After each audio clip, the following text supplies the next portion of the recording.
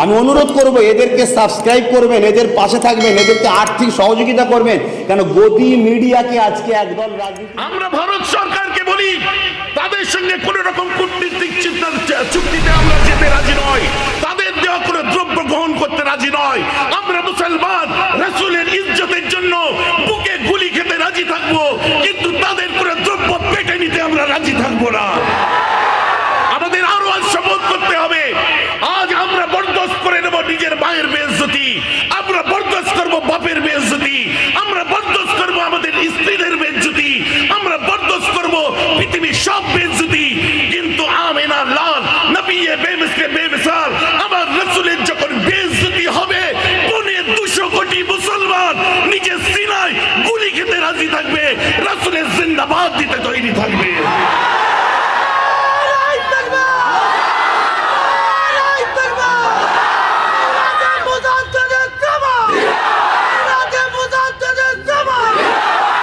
আফসোস আমার কোথায় জানেন? যতক্ষণ পর্যন্ত রাসূলের এই বারবার হয়েছে, এগুলো ক্ষণে ক্ষণে সময়ে সময়ে এগুলো হয়েছে, এটা আজ প্রথম নয়, দীর্ঘদিন ধরে চলে আসছে। নূরে হক শম্মে ইলাহি কো বুঝা সকতে হ্যায় কোন, প্রথম থেকে বলি, नूर हक शम्मे इलाही को बुझा सकते हैं कौन, जिसका हामी हो खुदा उसे मिटा सकते हैं कौन। फानूस बन के जिसकी हिफाजत हवा करे, फानूस बन के जिसकी हिफाजत हवा करे, ओ शमा क्या बुझेगी जिसे रोशन मेरे खुदा करे। কোথায় আপনি কি করছেন? দুঃখ লাগে কি জানেন? গত রবিবার করোনা ধোঁয়া তুলে দিয়ে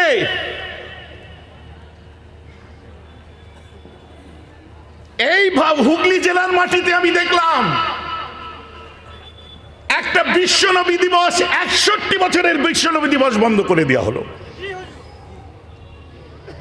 এখানে সে মানুষরা হাজির, দালালদের কথা হচ্ছে কমিটির মধ্যে বিজেপির কেউ আছে। সেই দালালদেরকে আমি বলি 75 জন কমিটির মধ্যে বিজেপির কেউ একজন থাকতে পারে, টিএমসির কেউ থাকতে পারে, সিপিএম এর কেউ থাকতে পারে, কংগ্রেসের কেউ থাকতে পারে। তাদের সঙ্গে তোমরা তোমাদের রাজনৈতিক লড়াইটা লড়ো। কে ক্ষমতা দিয়েছে আমার রাসূলের মিলাদুন নবীকে তোমরা বন্ধ করলে? যখন বন্ধই করেছো, আজ আমি চ্যালেঞ্জ করলাম দরবারে মুজাদ্দিদের জমানে বসে এই প্রোগ্রাম আমি করব করব করব।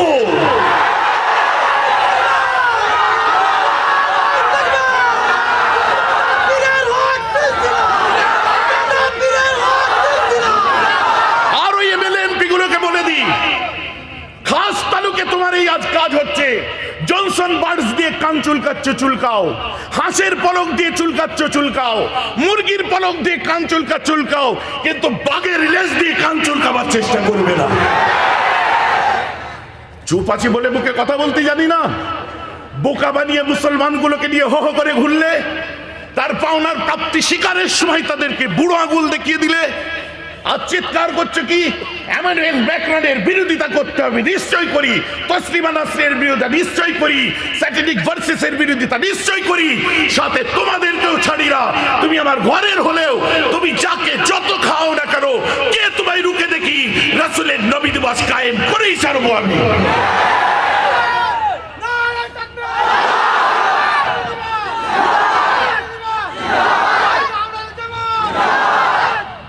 আমার কথা আপনাদের খারাপ লাগছে নাকি? আপনারা ভাবছেন মেহরাব সিদ্দিকী অসুস্থ হয়ে গেছে, বাড়ির ভিতরে বসে গেছে। এখন একজন আছে, সবাই মিলে চেপে ধরি, মাওলানা সমাজ, মৌলভী সাহেব সমাজ, হুজুরের দল, উট্টি মুবাল্লিগের দল, আমিরের দল, নেতার দল। আজ আমি পরিষ্কার ভাষায় একটা কথা বলে দিচ্ছি, ফার্সিতে একটা কথা আছে যার বঙ্গ অনুবাদ হচ্ছে এটাই, সব জঙ্গলকে ফাঁকা ভেবো না, হতে পারে সেই জঙ্গলের মধ্যে বাঘ লুকিয়ে বসে আছে। আমি জানি ভুল হতে পারে, ওর মানুষ মাত্র ভুল, ভুল হতে পারে আমার, মানুষ মাত্র ভুল, কিন্তু আপনার উচিত আপনার সন্তান যে ভুলটা করবে সেই ভুলটাকে আমি আমার বাড়ির ভেতরে ডেকে আমার ছেলেকে বুঝাবো, স্টেজে উঠে নয়।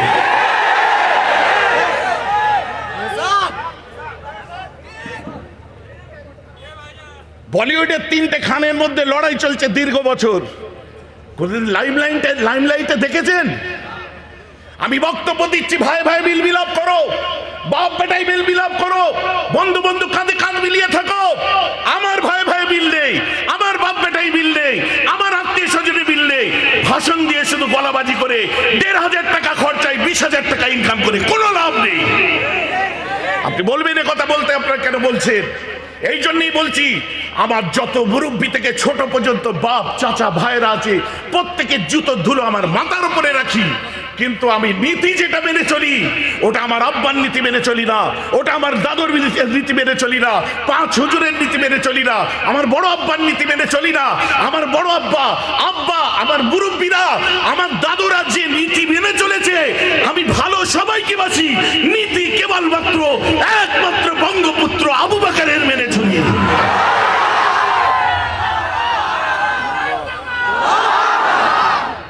কথাটা আমার বুঝতে পারছেন? আফসোস লাগে, আপনার ফ্যামিলির মধ্যে, আপনার বাড়ির মধ্যে সেই প্রতিরোধটা গড়ে তুলুন যার জন্য কম বাঁচবে, সেই প্রতিরোধ গড়ে তুলুন কম বাঁচবে।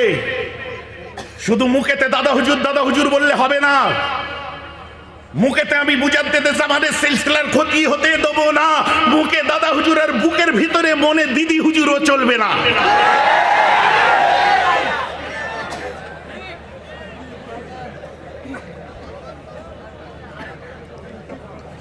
ও আমি বরদাস্ত করবো না, ভেবেছিলাম আর জলসা জুলুস করবো না, আর ময়দানে নামবো না।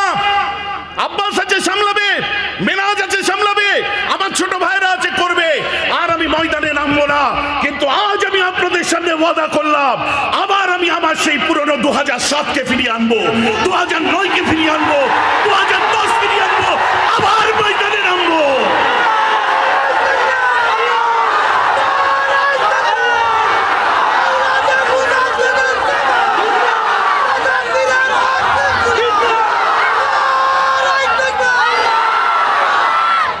দেখবো আজকে হিংসা, বিদ্বেষ, অহংকার, তাকাব্বুরি,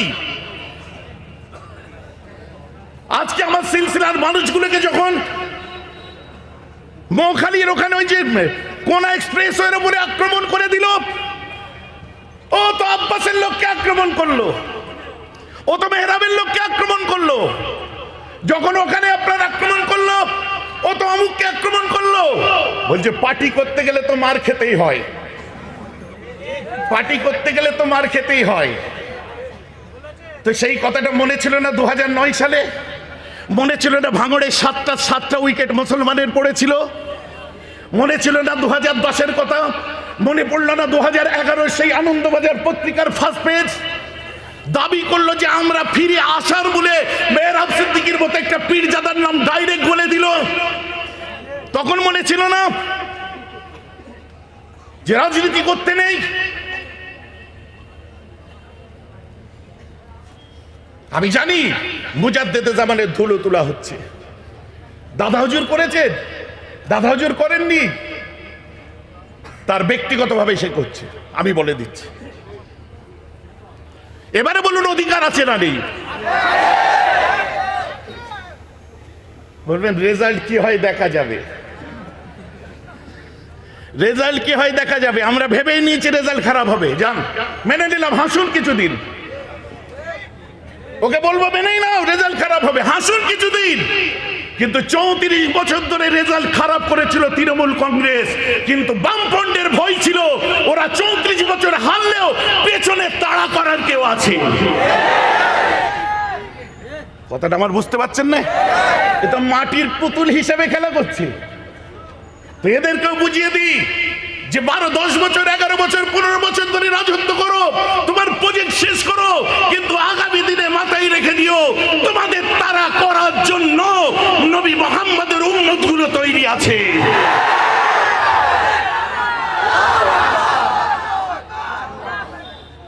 আজ দুঃখের সাথে আফসোসের সাথে বললাম কতগুলো কথা।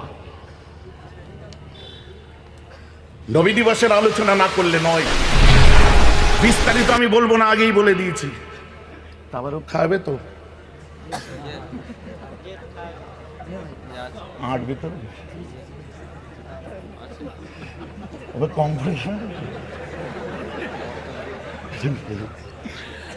আমার কথা বুঝতে পারছেন?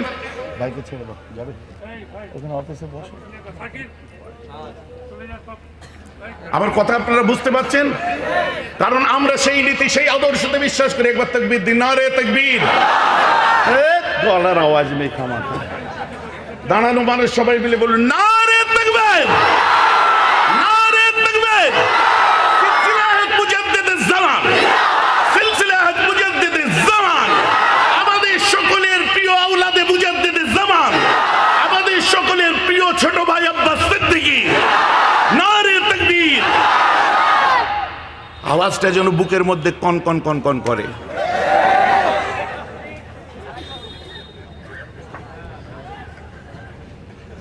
আর হবে না, একটা কায়দা হয়েছে, আর একটা কায়দা হবে। আজ তো ওয়াদা করলাম, শুনুন, আমার রাসূল দিন দুনিয়ার বাদশা আকায়ে নামদার রাস্তা দিয়ে হেঁটে যাচ্ছে। ছোট্ট কথাই বললে বুঝতে পারবে।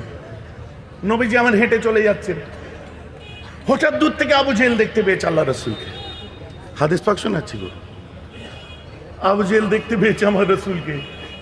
দেখার পর হঠাৎ একটা হাতে পাথর তুলে পিছনে লুকিয়ে দিয়েছে। বলছে মুহাম্মদ, বলে কি আমার হাতে কি আছে বলো তো? আমার রাসূল খুব ক্যাজুয়ালি নিজের খুব সুন্দর মুখের বাণী দিয়ে বললেন, চাচা আপনার হাতে কি আছে আমি কি করে বলবো? আপনার হাতের মধ্যে যা আছে ওই বলে দেবে আমি কে। হাতের ভেতর থেকে কলমা শরীফের আওয়াজ আসছে।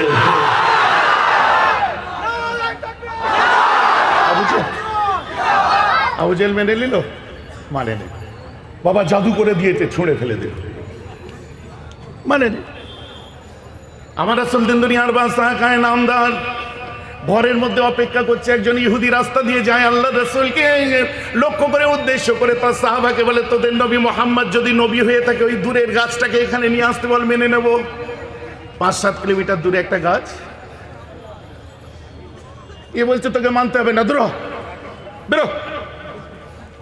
ফের যখন ঘুরে এসেছে, ওরে তোদের নবী পারবে না। আবার 10টাই বলে তোদের নবী পারবে না। আবার 12টাই বলে তোদের নবী পারবে না, নবী পারবে না। আপনারা ঈমান দিয়ে বলুন আমার রাসূল পারবে না?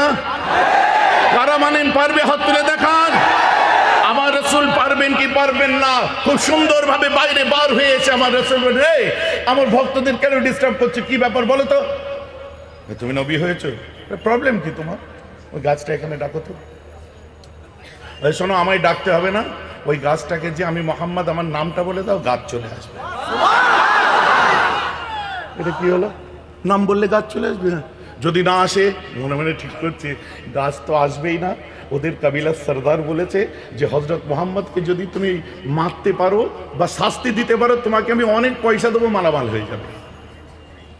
পয়সার লেনদেন সব জায়গায় আছে। আবার হাসে। আমি না হাদিস শোনাবো না?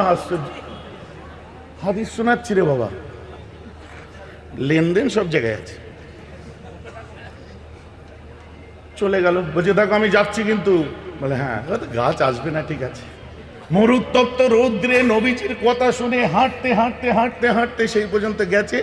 5-7 কিলোমিটার যে গাছের নিচে দাঁড়িয়েছে, দাঁড়াবার পরে গাছের দিকে তাকিয়ে বলছে, এবারে বলি, হ্যাঁ, এই গাছ তোমাকে মোহাম্মদ আরবি ডেকেছে। গাছটা একবার ঝাড়া মেরে উঠেছে, ঝাড়া মেরে উঠেছে। একবার ঝাড়া বেরেই ঠান্ডা। বলছে চলো আরেকবার বলা যাক। আবার বলেছে মোহাম্মদ তোমায় ডেকেছে, আবার ঝাড়া বেড়েছে। গাছ চলবে না, খামাখায় টাইম নষ্ট। আমি যে শাস্তি দিই, আমার কাজ, আমার মিশনটা আমি কমপ্লিট করি, আমার পেমেন্ট আমি দিয়ে দিই। মিশন কমপ্লিট করতে হবে, হাদিস পাক বলছেন। যে বারে বারে 3 বার, আর একবার বলে দেখা যাক পাসওয়ার্ড সেট হয়ে গেছে। ওই 3 বার বললেই কিন্তু গাছ চলবে। দ্বিতীয়বার যখন ওই গাছের নিচে যে দাঁড়িয়ে বলে ইয়া আইয়ুহাশ শাজার আন্না মুহাম্মাদান ইয়াদুকা, এই গাছ তোমাকে মুহাম্মদ আরবি ডাক দিয়েছে, এই সময় গাছটা আর ঝাড়া মেরে ওঠে না, বরং একবার বাঁদিকে শুয়ে পড়ে, একবার ডান দিকে শুয়ে পড়ে, একবার পিছিয়ে যায়, নিজের শেকড়গুলোকে ছিঁড়তে আরম্ভ করে। এরপরে ওই গাছটা আরবের জমিনকে ফাড়তে ফাড়তে সোজা এসে আমার রাসূলের কদমে সিজদায় পড়ে যায়।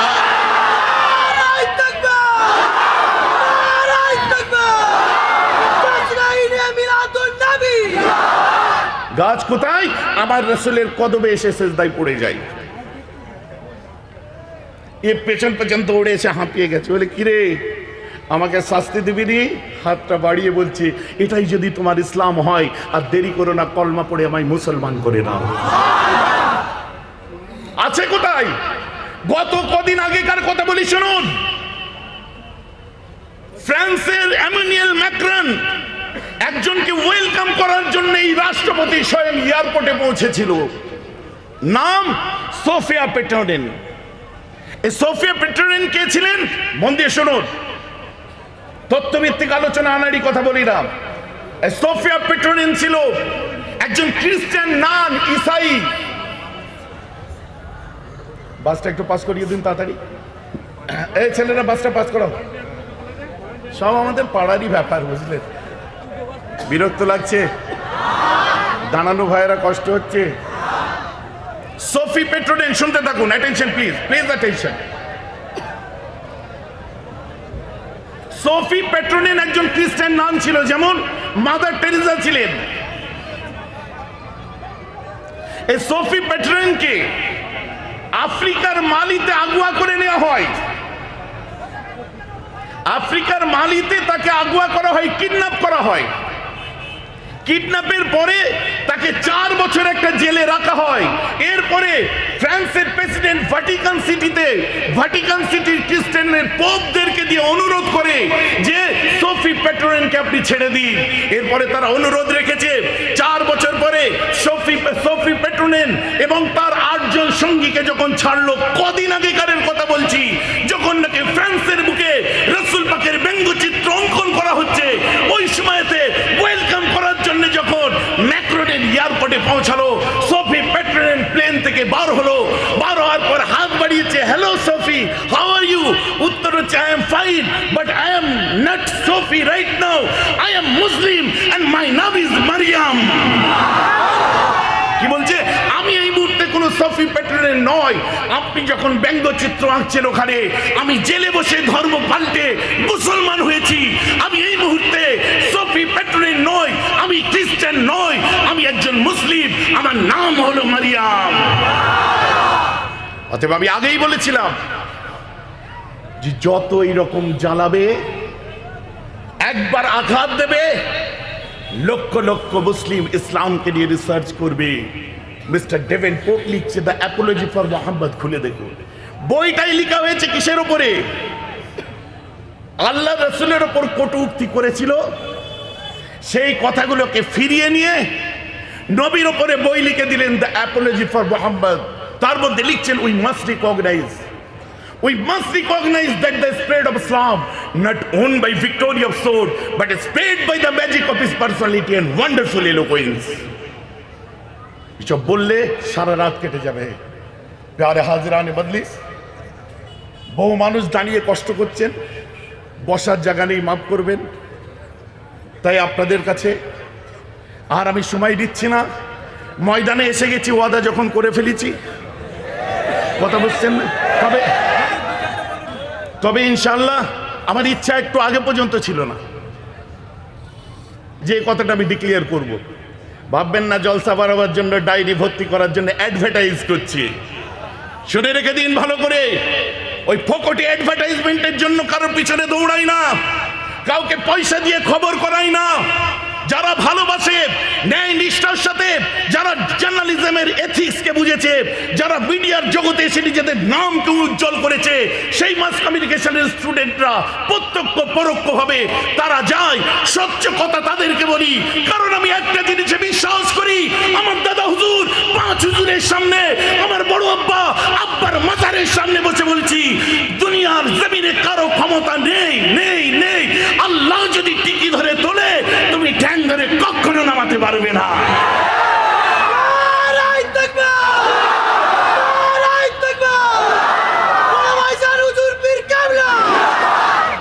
আল্লাহ যদি টিকি ধরে তোলে, তুমি ঠ্যাং ধরে টেনে কুচু হবে। 4 বছর তো ময়দানে নেই, ভুলে গেছে লোক। কিছু করতে হয়েছে, সংগঠন নিয়ে ব্যস্ত থেকেছি। যাই হোক, আর বাড়ছি না, আপনাদের আর কষ্ট দেবো না।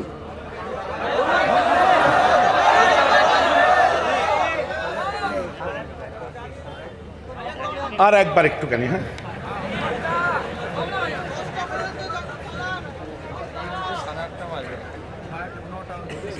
যাবেন 8টা বাজে, আমার ঘড়ি নেই।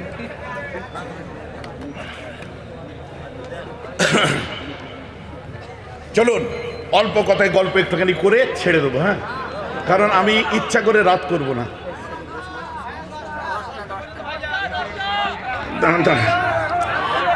দম বিশ্বাসটা নিতে দে রে ভাই। আমার রাসূল দিন দুনিয়ার বাদশার একটা সুন্দর কথা একটু আপনাদের সামনে তুলে ধরি। নবী দিবস একটু নিছক নবী দিবস হয়ে যাক, একটু সওয়াবের খাতায় নাম লিখিয়ে নি। নবী দিবস আমি যে করব, কোনো মুসলমানের ভাষায় করব না। বলে কেন? আরে মজার ব্যাপার তো এখানেই। আমার রাসূলকে আল্লাহ এমন একটা নিয়ামত করেছিলেন, যারা নবী দিবসের ময়দানে দাঁড়িয়ে কষ্ট করছেন এবং যারা বসেছেন, আল্লাহ উভয়কে কবুল করে নিয়েছে। যদি বলেন কেন? আল্লাহ রাসূলের এই মিলাদুন নবীতে যারা খুশি করেছে, আনন্দ করেছে, আমার এই বাচ্চাগুলো থেকে আরম্ভ করে আমার নিজের পাড়ার, বুঝলেন, আমার ছোট ছোট ভাইপোরা আছে, এর মধ্যে আমার ছোট ভাইয়েরা আছে, বড় ভাইয়েরা আছে, চাচারা আছে, আত্মীয় স্বজন আছে, তারা আজকে খুশি করে ঈদ ও মিলাদুন নবী করেছে। সাথে সাথে একদিকে আনন্দ আর অপরদিকে ক্ষোভকে উগরে দেওয়ার জন্য একটা ময়দান করেছে। আর সেই ময়দানে হাজির হয়েছেন আপনারা, যারা ওয়াদা করে নেমেছে। কত হুঙ্কার এসেছে আপনাদের বিরুদ্ধে, কত রকমের আপনাদেরকে হুমকি দেওয়া হয়েছে, কত রকম ভাবে আপনাদেরকে হ্যারাস করার চেষ্টা করা হয়েছে। কত গণমাধ্যম এখানে সাংবাদিকরা বসে আছে, যাদের পিঠেতে এখনো যদি গেঞ্জিগুলো খুলে দেখি তো পিঠে ওই কাঁচ দিয়ে আর অন্যান্য জায়গার মারের দাগ খুঁজে পাবেন। কিন্তু তাও তারা ভুলে যায়নি।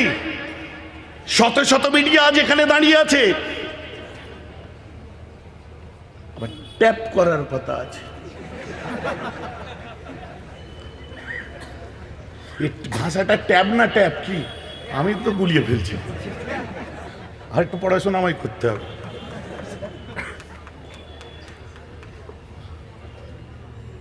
শুনুন, পুঁটি মাছ ধরা বড়শি দিয়ে যেন বোয়াল মাছ ধরতে যাবেন না। রুমালকে কম্বল হিসাবে যেন ব্যবহার করবেন না।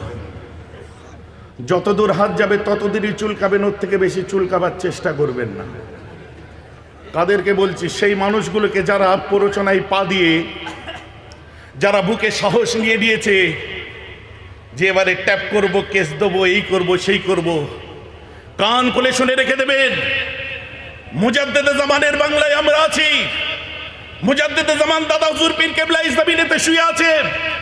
এই সেই ফুরফুরা জমিনেতে বসে আমি মেহরাব সিদ্দিকী আপনাদেরকে বলে দিই, আমার এই রেকর্ডিংটা নিয়ে যে নবান্নে বাজিয়ে দেবেন, এসপি অফিসগুলোই বাজিয়ে দেবেন, বিভিন্ন নেতাদের ঘরে বাজিয়ে দেবেন, মন্ত্রীদের ঘরে বাজিয়ে দেবেন, বাংলা জমিনে মুজাদ্দেদে জামানের সিলসিলায়ে ফুরফুরার একটা যুবকের শরীরে যদি হাত লাগে, ওই দলকে, ওই নেতাকে বাংলা থেকে নেস্তে নাবুদ করে ছেড়ে দেবো।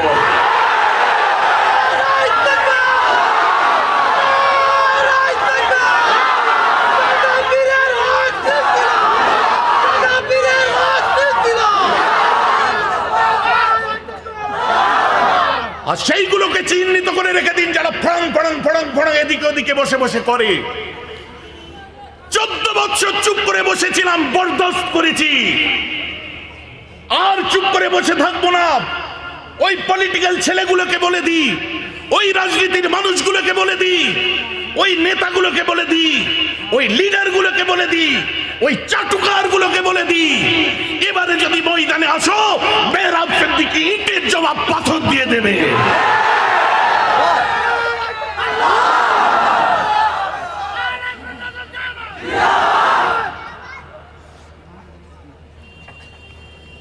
ভাবছেন কি আমি 4 দিন ঝান্ডা ধরতে শিখেছি, ময়দানেতে নামতে শিখেছি, জিন্দাবাদ করতে শিখেছি, যেটাই বলবো সেটাই ঠিক।